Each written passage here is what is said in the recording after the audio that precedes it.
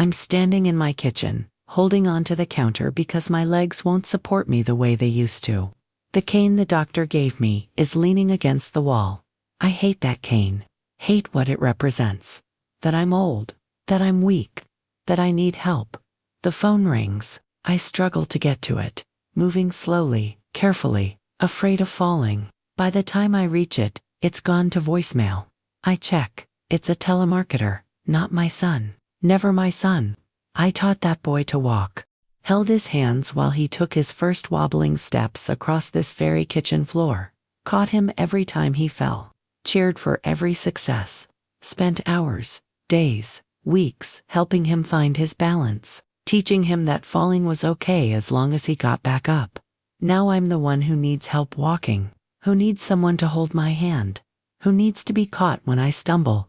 And he's nowhere to be found. I taught him to walk, and he walked away when I needed a cane. Let me tell you about the boy I raised, and the man he became. I had Daniel when I was 24. His father and I were young, in love, certain we could handle anything life threw at us. We were wrong about a lot of things, but we were right about loving that baby. Daniel was perfect. 10 fingers, 10 toes, and lungs that could wake the whole neighborhood. He was colicky for the first 3 months. Cried constantly. I'd walk him around the apartment for hours, bouncing, shushing, singing. My arms would ache, my eyes would burn from exhaustion. But I'd keep walking because that's what calmed him. His father, Michael, helped when he could, but he worked long hours. Came home tired. I understood. Someone had to pay the bills. So I was the one who walked Daniel, who soothed him, who learned every little thing that brought him comfort. When Daniel was 6 months old, Michael left, not in a dramatic way. No big fight. He just came home one day and said he couldn't do it anymore. Couldn't handle the responsibility. The crying, the pressure. He was too young. He'd made a mistake. He packed a bag and left. I never heard from him again. No child support. No birthday cards. Nothing. He just walked away from us. So it was just me and Daniel. I worked as a waitress. Long shifts, sore feet. Barely enough to cover rent and food. But I made it work. Had to. Daniel needed me. He was my whole world. Every smile, every milestone, every little development. I was there for all of it. His first word was mama. I cried. His first solid food. His first tooth. I documented everything in my mind because I couldn't afford a fancy camera. When Daniel was about 10 months old, he started trying to stand. He'd pull himself up on the couch, fall down, try again. He was determined. So determined.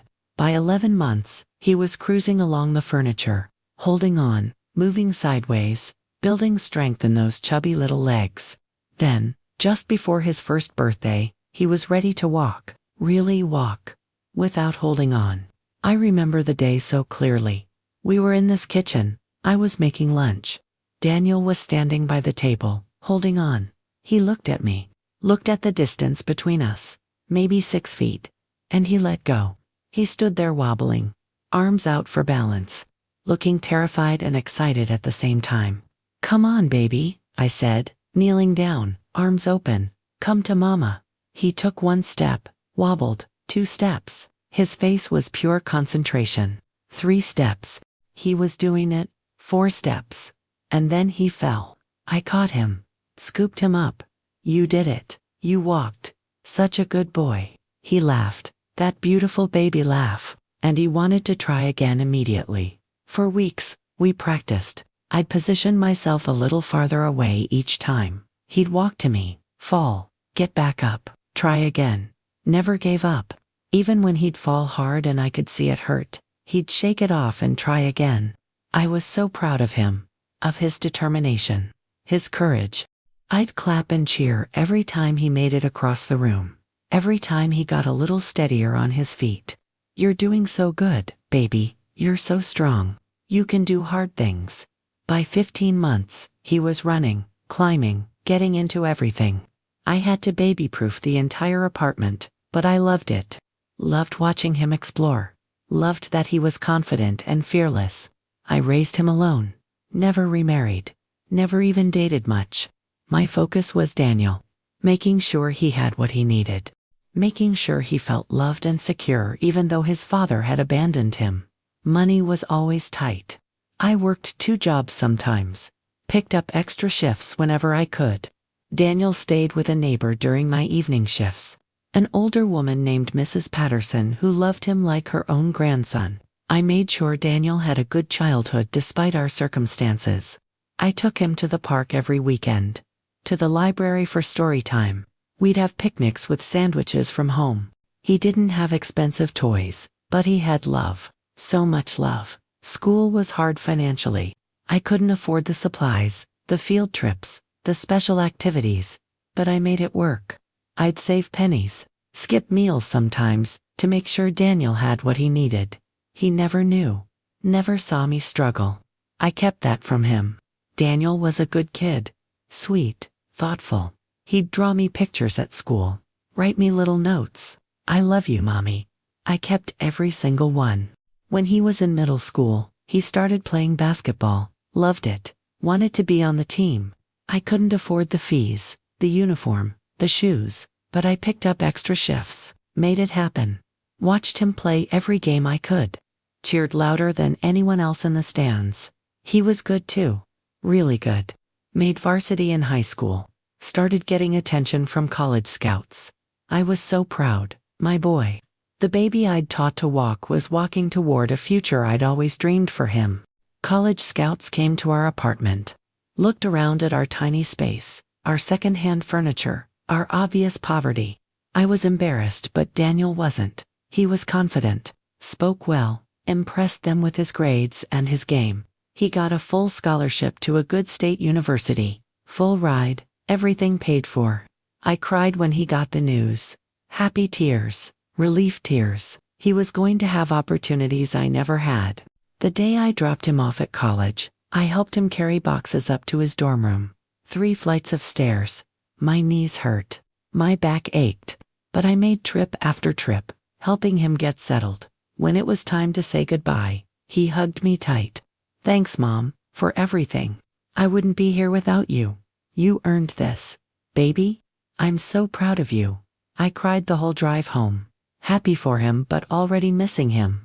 The apartment felt so empty without him. He called regularly at first, told me about classes, about basketball, about new friends. I loved hearing about his life, about how he was thriving.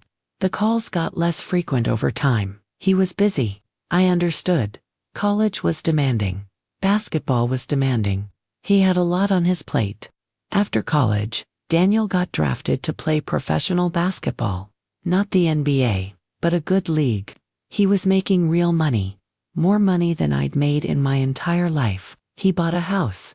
A beautiful house in a nice neighborhood. Sent me pictures. I was so happy for him. So proud.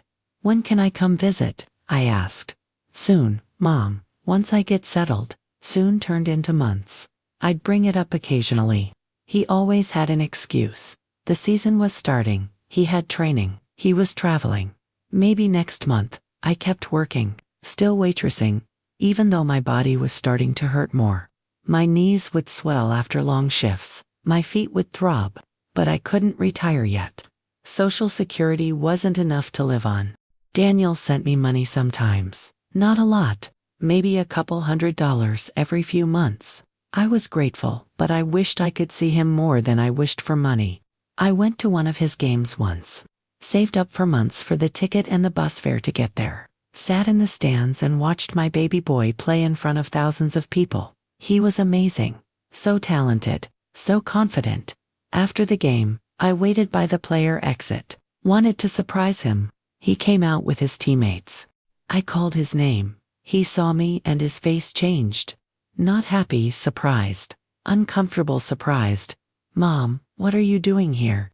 "I came to watch you play. You were wonderful. You should have told me you were coming. I wanted to surprise you." His teammates were watching, curious. He looked embarrassed. "Guys, this is my mom." They were polite, said nice to meet me, but Daniel was clearly uncomfortable. He walked me to the parking lot quickly, said he had plans. Had to go. Maybe we could get lunch tomorrow before I left. We never got that lunch. He texted in the morning saying something came up. He'd make it up to me next time. I rode the bus home feeling worse than before I'd gone. That's when I started to notice it. Daniel was pulling away. Not dramatically, just gradually. Calls got shorter. Visits never happened. He was busy building his life, a life that didn't seem to include me. I tried not to take it personally. Tried to tell myself he was just busy, that he still loved me, that I was being needy. But it hurt. After everything I'd done, after raising him alone, after sacrificing everything to give him opportunities, he couldn't make time for me. When I was 62, I started having trouble walking. My knees were bad, arthritis, years of waitressing, years of standing, years of wear and tear. The doctor said I needed to slow down, maybe consider knee replacement surgery eventually. I couldn't afford surgery, didn't have insurance that would cover it, so I managed. Took pain medication, used a cane sometimes when it was really bad. I had to quit waitressing, couldn't stand for long shifts anymore.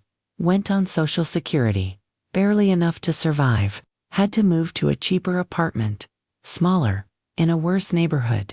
But it was what I could afford. I called Daniel, told him about the move, about my knees, about how I was struggling a bit. That's tough, Mom, I'm sorry. Listen, I'm about to get on a plane. Can I call you back? He didn't call back. I texted him my new address. He responded with okay. That was 6 months ago. He hasn't visited. Hasn't called to check how I'm doing. Hasn't asked if I need anything. Last month I fell. Was carrying groceries into my apartment. Lost my balance. Went down hard. Hit my hip on the concrete. Couldn't get up for several minutes. A neighbor helped me inside. Asked if I wanted her to call someone. I said no. There was no one to call. I was bruised for weeks. The fall made my mobility worse. Now I need the cane all the time. Can't go anywhere without it. Feel helpless and old and scared. I called Daniel after the fall. Left a voicemail. Hi honey, it's Mom. I had a little accident. I'm okay, but I could really use some help. Maybe you could visit. Even just for a weekend. I miss you. Call me back. He texted 2 days later. Sorry about your fall. Glad you're okay. Season is crazy right now. We'll try to visit soon. That was 3 weeks ago. I see his life on social media. He posts constantly. Pictures of him at parties. On vacation. With friends. Living his life. A life that doesn't include his mother. Last week was my birthday. 63. I sat alone in my apartment. No calls. No visits. Daniel posted a picture of himself at a club that same night. Having fun. Living his best life. He sent a text at 11 p.m. Happy birthday, Mom. Sorry, crazy day. Love you. Sent a text. Not a call, not a visit, a text. I stared at those words. Love you. Did he really? Because love isn't just a word. Love is action. Love is showing up. Love is being there when someone needs you.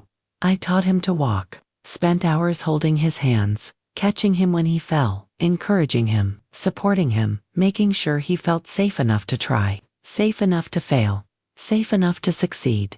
Now I'm the one who needs support, who needs someone to catch me, who needs help walking. And he's not here. I sit in my apartment most days. Too tired to go out much, too unsteady, too afraid of falling again with no one to help me up. I watch TV, read library books I struggle to carry home, wait for a phone that rarely rings. Mrs. Patterson, the neighbor who used to watch Daniel, she's gone now, died 5 years ago. I have no family left, no close friends. I spent so many years working and raising Daniel that I didn't build connections, didn't have time. Now I have nothing but time. Empty, lonely time. I wonder sometimes what I did wrong. How the sweet boy who used to draw me pictures and tell me he loved me became a man who can't be bothered to visit his aging mother, who can't take an hour out of his busy, successful life to check on the woman who gave him that life. I taught him to walk, to be independent, to chase his dreams, to work hard, to never give up. Maybe I taught him too well. Maybe I made him so independent that he doesn't think he needs anyone. doesn't think anyone needs him. Or maybe I just don't matter anymore. Maybe I was useful when he was young and needed me.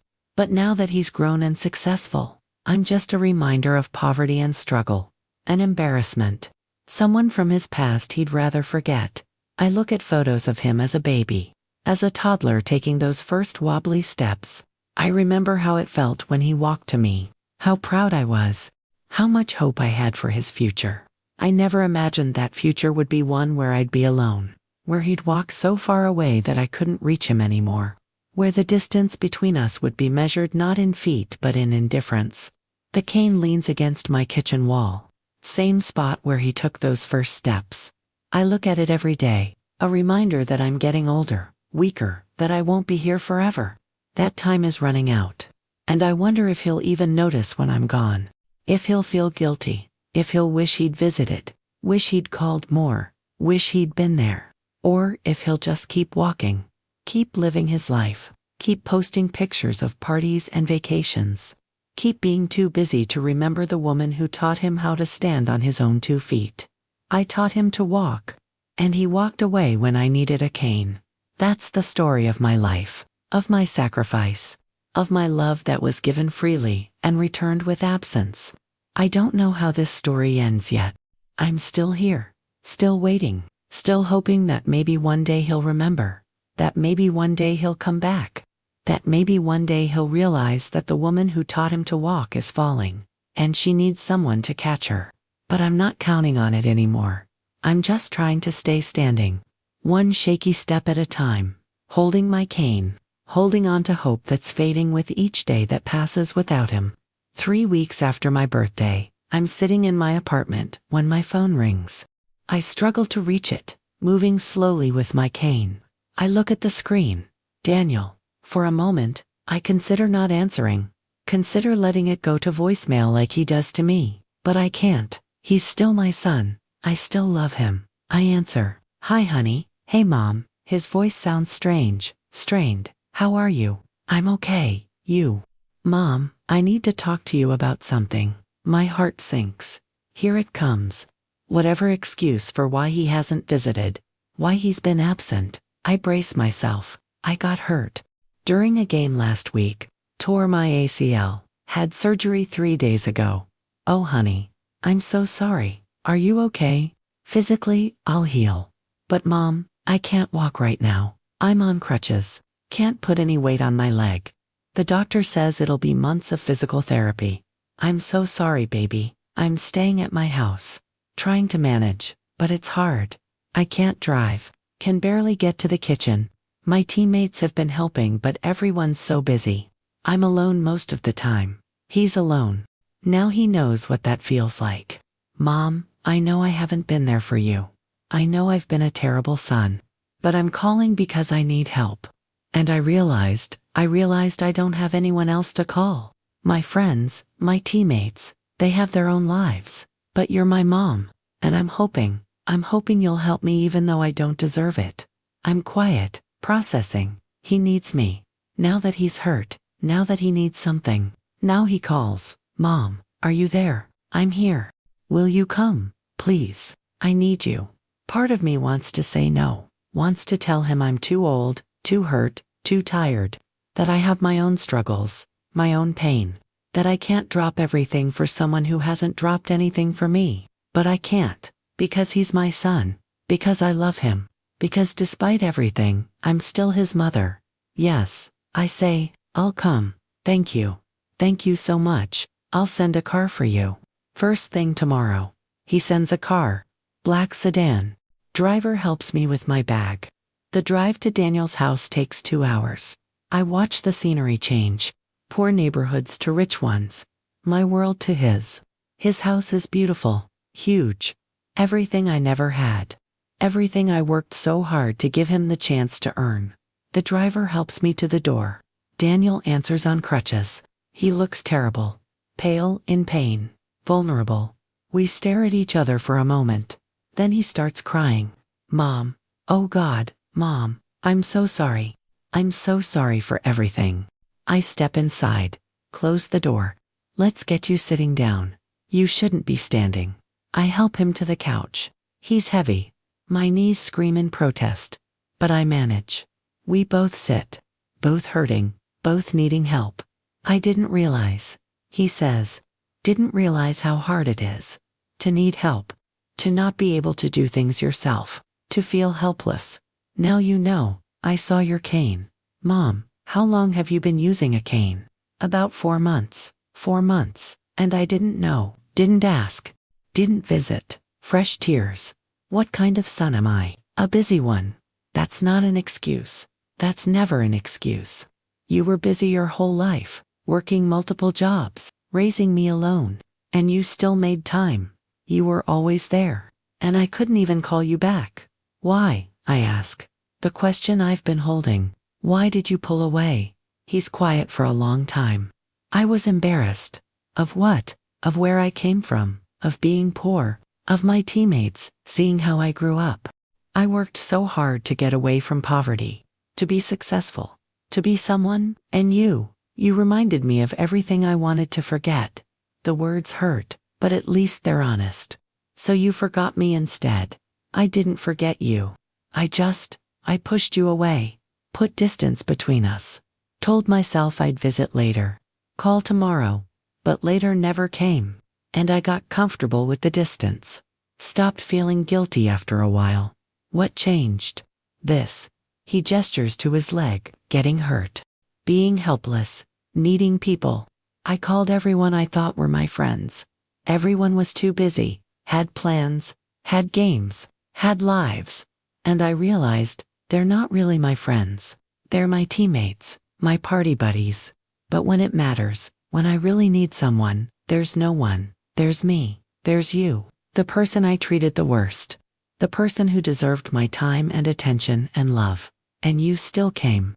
Even though I've been awful. Even though you're hurt too. You still came. Because you're my son.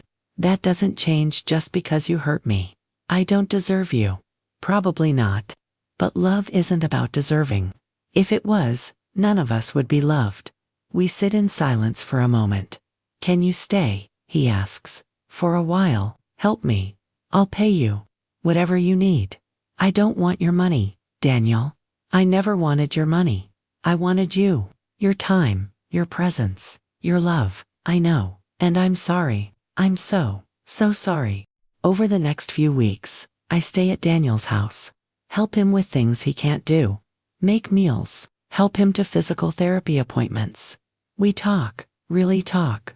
For the first time in years, he tells me about his life, about the pressure, about feeling like he has to maintain an image, about the loneliness of success when it's built on shallow relationships. I tell him about my life, about the struggles, the loneliness, the fear of getting older with no one to help, the hurt of being forgotten by the person I loved most.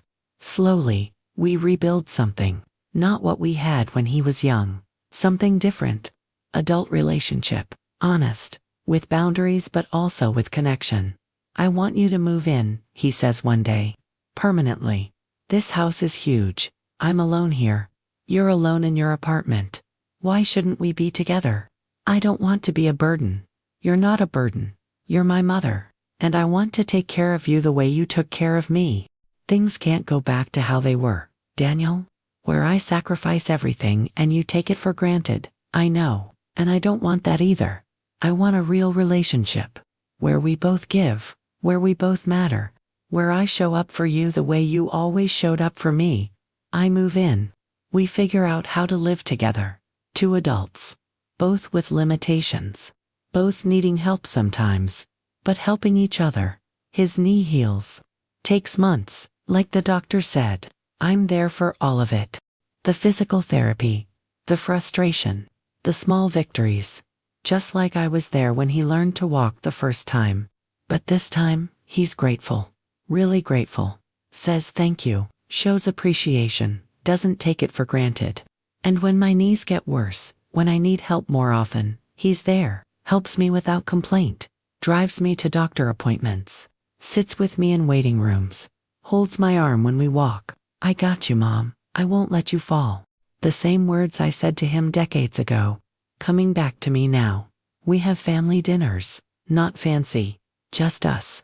sitting at his big dining table, talking about our days, about memories, about the future. "Do you forgive me?" he asks one night. "I'm working on it. That's fair. I don't deserve immediate forgiveness. But I love you." That never stopped. Even when I was hurt and angry and lonely, I always loved you. "I love you too, Mom, and I'm going to spend the rest of my life proving it. Not with words, with actions." And he does. Shows up, calls, makes time, values me, the way I always valued him. I taught him to walk, and he walked away when I needed a cane, but then he walked back, and now we walk together. Both of us with limitations, both of us needing support, but together. That's not where I thought this story would end, but it's where we are, and I'm grateful. Grateful he learned, grateful he changed, grateful for second chances. Not everyone gets them, but we did, and we're not wasting it. I taught my son independence so thoroughly that he forgot interdependence. I raised him to be strong so he wouldn't need anyone, and he learned that lesson too well. It took him becoming helpless to remember that everyone needs someone. That strength isn't refusing help, but knowing when to ask for it. We rebuilt our relationship not on what it was, but on what it needed to be. Both of us learning that love requires presence, not just sacrifice. That showing up matters more than sending money. That time is the real currency of love. If this story touched you, please subscribe. Tell me in the comments, have you been the parent left behind, or the child who got too busy to remember? Have you rebuilt a relationship after almost losing it? Share your story, your regret, your redemption.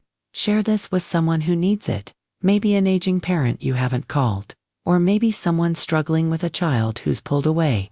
Hit that like button if you believe it's never too late to walk back to the people who matter. Turn on notifications for more stories. Thank you for being here. And remember, the people who taught you to walk deserve your hand when they stumble. Until next time.